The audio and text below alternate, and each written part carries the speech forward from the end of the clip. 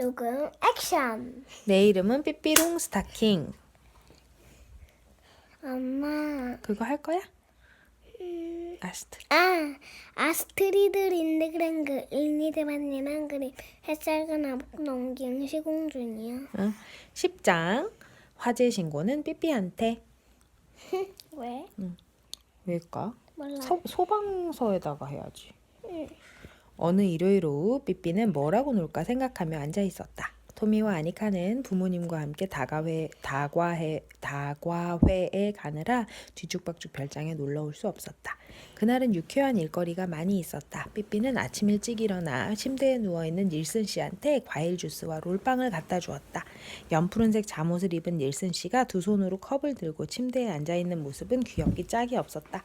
그러고 나서 삐삐는 말에게 먹이를 주고 털을 손질해주면서 자기가 바다에서 겪었던 기나긴 모험 이야기를 들려주었다. 다음에는 거실에 가서 벽지에다 커다란 그림을 그렸다. 빨간 드레스를 입고 검은 모자를 쓴 뚱뚱한 부인 그림이었다.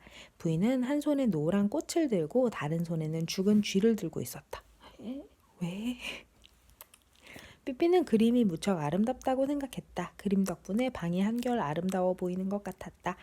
그 다음에 삐삐는 서랍장 앞에 앉아 새알과 조개 껍데기를 들여다보며 아빠와 함께 그것들을 주우러 다녔던 멋진 장소들이며 지금은 서랍장 서랍에 들어있는 아름다운 물건들을 샀던 세계 여러 곳의 유쾌한 상점들을 떠올렸다. 그러고 나서 닐슨 씨한테 폴카를 가르쳐 주려고 했지만 닐슨 씨가 영 내켜하지 않았다. 삐삐는 말한테 춤을 가르쳐 볼까 생각하다가 그만두고 나무 괴짝에 기어들어가 뚜껑을 닫았다. 삐삐는 자기가 정어리 상자에 든 정어리라고 상상해 보았다. 정어리가 뭔지 알아? 몰라. 생선이야. 응. 토미와 아니카가 없는 게 참으로 아쉬웠다. 그 애들이 있었다면 함께 정어리 노릇을 했을 텐데. 이제 날이 저물기 시작했다. 삐삐는 귀여운 들창고를 유리창에 대고 어스름해지는 가을 저녁을 지켜보았다. 문득 요 2, 3일 사이에 한 번도 말을 타지 않았다는 사실이 떠올랐다. 삐삐는 당장 말을 타기로 마음먹었다. 그러면 유쾌한 일요일을 멋지게 마무리할 수 있을 테니까. 오늘 일요일 아닌데. 이야기 속에선 일요일이야. 삐삐는 커다란 모자를 쓰고 나서 구석에 앉아 공기놀이를 하는 닐슨 씨를 현관에 데려다 놓고 말에 안장을 얹은 다음 말을 정원에 내려놓았다. 닐슨 씨가 삐삐의 어깨에 타고 삐삐가 말 등에 올라타자 말은 달리기 시작했다. 날이 꽤 추워서 길바닥이 꽁꽁 얼어붙어 있었기 때문에 말발굽 소리가 경쾌하게 딸가닥 울려 퍼졌다. 삐삐의 어깨에 앉아있던 닐슨 씨는 나뭇가지를 붙잡으려고 애썼지만 삐삐가 말을 너무 빨리 무는 바람에 내내 허탕만 쳤다. 나뭇가지를 붙잡기는커녕 나뭇가지들이 연신 귀를 스치는 통에 닐슨 씨는 밀짚 모자가 벗겨지지 않게 하느라 고생했다. 삐삐는 작은 마을을 신나게 달렸다. 삐삐가 지나가면 사람들은 불안한 듯이 벽에 딱 붙어섰다. 그 마을에도 물론 광장이 있었다. 그 주위에는 낡았지만 멋진 1층 건물도 몇 채 있고 노란 페인트를 칠한 작은 관공서도 있었다. 그리고 눈에 거슬리는 건물이 하나 있었다. 새로 지은 4층짜리 건물이었다. 그 건물은 마을에서 가장 높았기 때문에 고층 건물이라고 불렸다. 일요일 저녁에 작은 마을은 늘 조용하고 평화로웠는데 그 정적을 깨고 갑자기 커다란 비명소리가 울려 퍼졌다. 고층 건물에 불이 났다! 불이야! 불! 흥분한 사람들이 사방에서 뛰어나왔다. 소방차가 앵앵거리며 달려왔고 평소에는 소방차를 재미나게 구경하던 아이들이 겁에 질려 울기 시작했다. 자기 집까지 불이 번질까봐 무서웠던 것이다. 경찰은 광장으로 몰려드는 사람들을 막으며 소방차가 지나갈 수 있도록 길을 터주었다. 건물 창문에서는 불길이 널름거렸고 불을 끄려는 용감한 소방수들의 모습도 연기와 불꽃에 휩싸여 보이지 않았다. 1층에서 시작된 불길이 순식간에 위층으로 번지고 있었다. 모여있던 사람들이 갑자기 뭔가를 보고서 겁에 질려 숨을 죽였다. 그 건물 꼭대기에 다락방이 있는데 이제 막 어린아이의 작은 손이 그 다락방의 창문을 연 것이다. 그곳에서 사내 아이 둘이 살려달라고 소리치고 있었다. 형으로 보이는 아이가 소리쳤다. 계단에 불이 붙어서 못 내려가요. 그 아이는 5살이고 동생은 4살이었다. 아이들의 엄마는 외출하고 없고 아이들만 불길 속에 서 있었다. 광장에 있던 사람들은 울음을 터뜨렸고 소방대 대장도 근심스러운 얼굴이었다. 물론 소방차에 사다리가 있었지만 꼬마들이 있는 곳까지 닿지 않았다. 건물로 들어가서 아이들을 구할 수도 없었다. 도저히 아이들을 구할 길이 없다는 사실을 깨닫자 광장에 있던 사람들은 가슴이 미어지는 것 같았다. 가엾은 꼬마들은 다락에 서서 울고만 있었다. 머지않아 불길은 다락까지 번질 기세였다. 삐삐는 말을 탄 채 사람들 틈에 서 있었다. 삐삐는 소방차를 유심히 바라보면서 그것을 하나 살 수 없을까 생각했다. 빨간 소방차가 요란한 소리를 내며 거리를 내달리는 모습이 마음에 들었던 것이다. 그리고는 이글거리는 불길을 바라보다가 자기한테 불똥이 튀자 참 재미있다고 생각했다. 이내 삐삐는 다락에 있는 꼬마들을 보았다. 놀랍게도 꼬마들은 불이 재미있지 않은 모양이었다. 삐삐는 아무래도 이해가 되지 않아서 결국 옆에 있는 사람에게 물어보았다. 저 아이들은 왜 울고 있어요? 처음에는 대답 대신 흐느끼는 소리만 들렸다. 마침내 한 뚱뚱한 신사가 말했다. 너 같으면 어떻겠니? 네가 만약 저 위에 있는데 내려올 수 없다면 안 울고 배길 것 같니? 저 같으면 절대로 안 울어요. 그런데 저 아이들은 내려오고 싶어 하는데 왜 아무도 도와주지 않죠? 뚱뚱한 신사가 말했다. 방법이 없으니까 그렇지. 삐삐는 잠시 생각해보고 나서 물었다. 긴 밧줄 좀 갖다 주시겠어요? 삐삐가 도와줄 건가?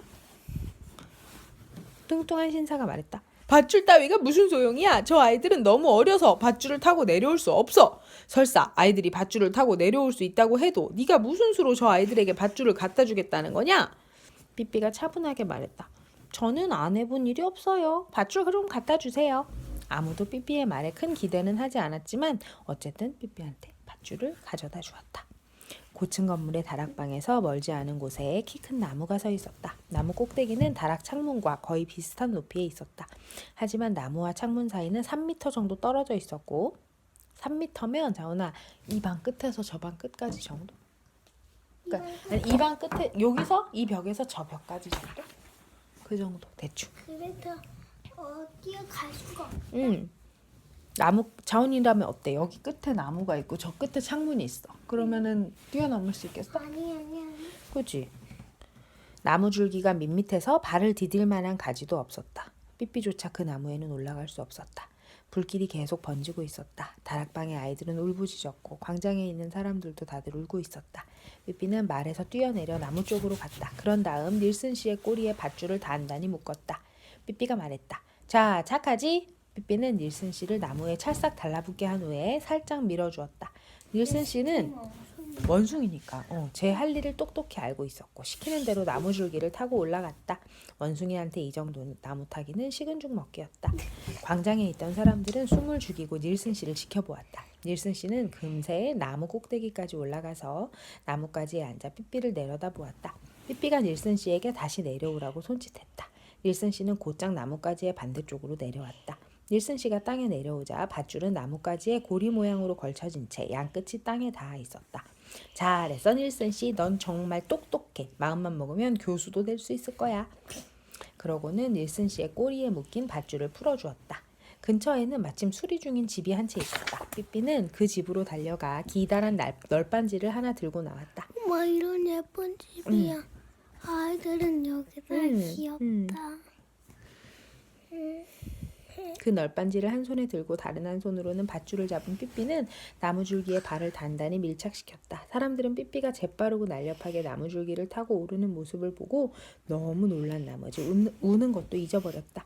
삐삐는 나무 꼭대기에 이르자 튼튼한 나뭇가지에 널빤지를 걸친 다음 조심조심 창틀 쪽으로 밀었다. 널빤지는 나무 꼭대기와 창틀 사이에 다리처럼 걸쳐졌다. 밑에 있는 사람들은 숨을 죽였다. 다들 너무 긴장하여 말을 잃어버린 것이다. 삐삐는 널빤지를 밟고 창문 쪽으로 다가가 활짝 웃으며 아이들한테 말했다. 왜 그렇게 울상이야? 배 아프니? 그런 다음 다락방 안으로 훌쩍 뛰어들어갔다. 여기는 아주 따뜻하네. 오늘은 불을 안 떼도 되겠다. 내가 장담할게.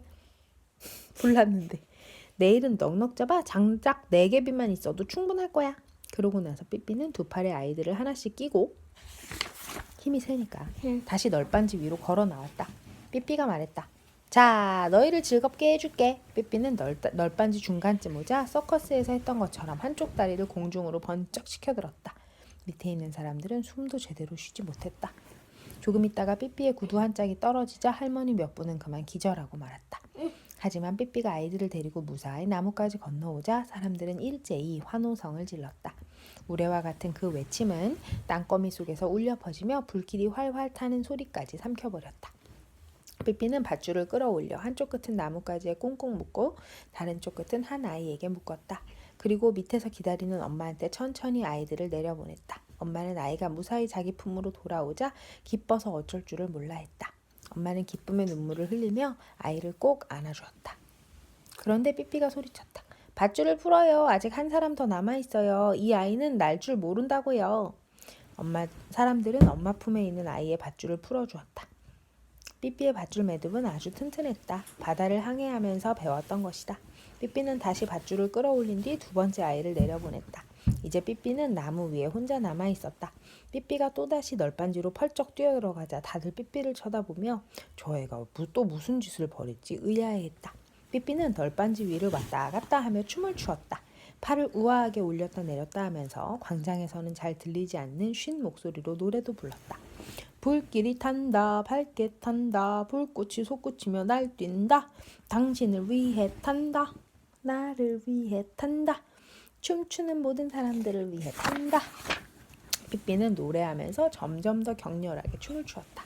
사람들은 삐삐가 떨어져서 죽을까봐 지레 겁을 먹고 눈을 질끈 감았다. 그 다락 창문에서 이글거리는 불꽃이 뿜어져 나와 그 불빛 속에서 삐삐의 모습이 더욱 뚜렷이 보였다. 삐삐는 해질녘에 하늘을 뒤로 하고 두 팔을 번쩍 치켜든 채 비처럼 쏟아지는 불똥 속에서 소리 높여 외쳤다. 아, 신나는 불이다. 갑자기 삐삐가 널빤지에서 휙 뛰어내려 밧줄을 잡았다. 조심해요. 삐삐는 소리치며 쏜살같이 밧줄을 타고 미끄러져 내려왔다. 소방대 대장이 소리쳤다. 여러분, 삐삐 롱스타킹을 위해 만세 삼창을 합시다. 삐삐 만세! 만세! 만세! 만세! 너나 없이 삐삐를 위하여 만세를 3번 불렀다. 하지만 만세를 4번 부른 사람이 딱 하나 있었다. 누구죠? 몰라. 바로 삐삐롱 스타킹이었다. 끝입니다.